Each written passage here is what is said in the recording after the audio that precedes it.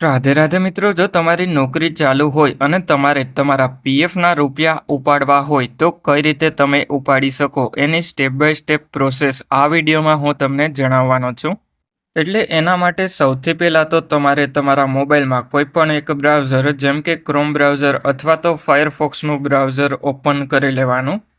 એટલે હવે આપણે ફાયરફોક્સનું બ્રાઉઝર ઓપન કરી લીધું. એના પછી epfo.gov.in ટાઈપ કરી અને સર્ચ કરી લેવાનું છે.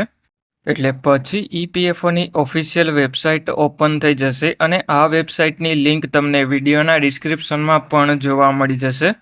એટલે હવે આ વેબસાઇટમાં નીચેની તરફમાં આવી અને વિડ્રો પીએફમાં એપ્લાય નાવ ઉપર એક વખત ક્લિક કરી લેવાનું છે. એટલા માટે હવે હું એપ્લાય નાવ ઉપર એક વખત ક્લિક કરી લઉં. એના પછી તમારે તમારો 12 આંકડાનો યુએએન નંબર તમારી પગારની સ્લિપમાંથી જોઈ અને એન્ટર કરી લેવાનો છે. અને પછી નીચેની તરફમાં તમારે તમારો પીએફનો પાસવર્ડ તમે જે પણ સેટ કરેલો હોય એ એન્ટર કરી અને પછી સાઇન ઇન ઉપર ક્લિક કરી લેવાનું છે.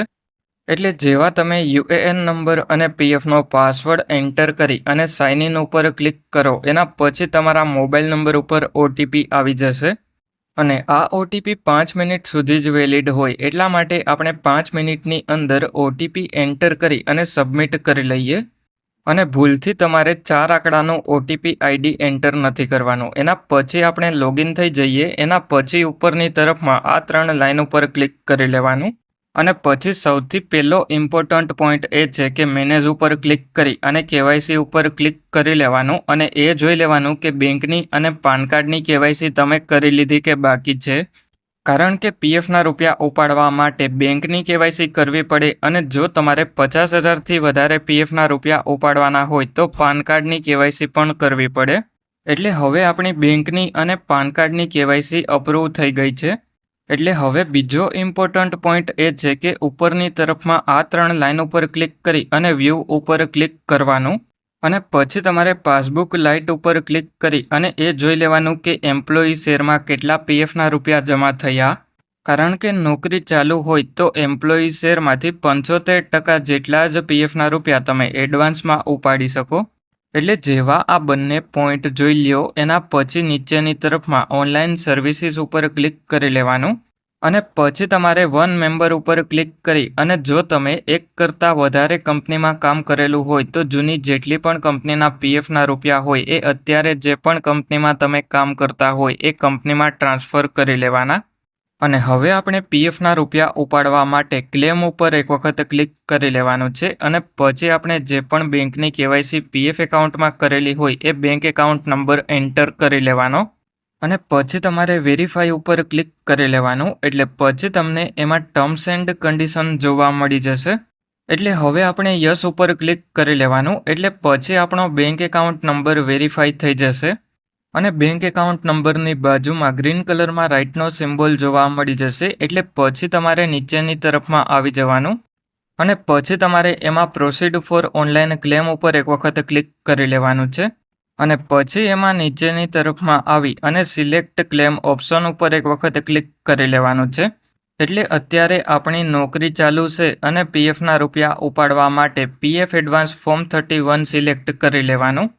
અને પછી નીચેની તરફમાં સિલેક્ટ સર્વિસ ઉપર ક્લિક કરી અને જે પણ કંપનીના પીએફના રૂપિયા ઉપાડવાના હોય એ કંપની સિલેક્ટ કરી લેવાની છે. એટલે જેવી તમારી કંપની સિલેક્ટ થઈ જાય એના પછી નીચેની તરફમાં સિલેક્ટ એડવાન્સ પેરા ઉપર ક્લિક કરી લેવાનું.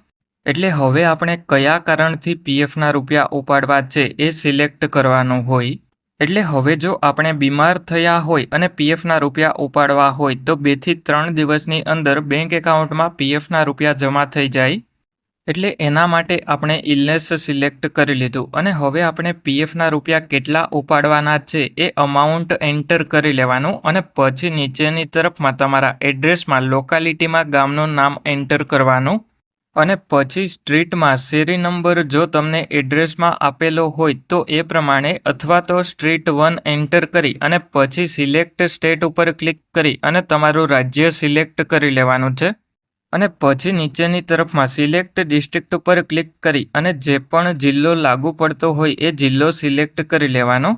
અને પછી નીચેની તરફમાં સિટીમાં તમારા તાલુકાનું નામ અથવા તો સિટીનું નામ એન્ટર કરી અને પછી નીચેની તરફમાં 6 ડિજિટ પિનકોડ એન્ટર કરી લેવાનો અને પછી નીચેની તરફમાં ગેટ મોબાઈલ ઓટીપી ઉપર ક્લિક કરી લેવાનું. એટલે પછી તમારા મોબાઈલ નંબર ઉપર ઓટીપી આવી જશે. એ ઓટીપી એન્ટર કરી અને સબમિટ કરી લેવાનો અને પછી ઉપરની તરફમાં આ 3 લાઇન ઉપર ક્લિક કરી ઓનલાઈન સર્વિસીસમાં ટ્રેક ક્લેમ સ્ટેટસ ઉપર ક્લિક કરી લેવાનું છે. એટલે પછી તમે અત્યારે જે ક્લેમ કરેલો હોય એ અંડર પ્રોસેસમાં જોવા મળી જશે અને જ્યારે તમારો ક્લેમ સેટલ થઈ જશે એના પછી ક્લેમ સેટલડ એવું જોવા મળી જશે. એટલે હવે આ રીતે તમે તમારા મોબાઈલની મદદથી તમારા પીએફના રૂપિયા ઉપાડી શકો. જો તમને વિડીયો પસંદ આવ્યો હોય તો વિડીયોને એક લાઇક કરી દેજો અને જો તમને તમારા પીએફ એકાઉન્ટમાં કોઈ પણ પ્રકારનો પ્રોબ્લેમ આવતો હોય તો મને કમેન્ટ કરીને જણાવજો. અને હવે જો તમારે તમારું પીએફનું કોઈ પણ કામ મારી પાસે કરાવવું હોય તો મારો મોબાઈલ નંબર તમને આ વિડીયોના ડિસ્ક્રિપ્શનમાં જોવા મળી જશે. ત્યાંથી મને કોન્ટેક્ટ કરી લેજો. અને હવે જેટલા પણ લોકોએ આપણા ચેનલને સબસ્ક્રાઈબ કરેલું છે અને સપોર્ટ કરે છે એ બધા લોકોનો ખૂબ ખૂબ આભાર.